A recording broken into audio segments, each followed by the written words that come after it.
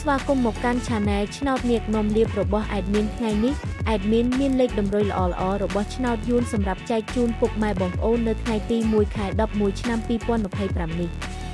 ដូចនេះ Admin មិនចង់ឲ្យចំណាយពេលវេលារបស់ពុកម៉ែបងប្អូនយូរ តោះយើងមកតាមដានលេខតម្រុយរបស់យើងទាំងអស់គ្នា សម្រាប់លេខតម្រុយ2លេខមាន លេខ56 លេខ32 សម្រាប់លេខតម្រុយអូស2លេខមាន លេខតម្រុយទី1រអូស50 និងលេខតម្រុយចុងក្រោយអូស30 សម្រាប់លេខតម្រុយ3លេខមាន 547គុណ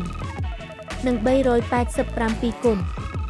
សម្រាប់លេខតម្រុយថ្ងៃនេះ Admin សូមជូនពរឲ្យពុកម៉ែបងប្អូនជួបតែសំណាងល្អទាំងអស់គ្នាហេងៗមានលាភមានជ័យ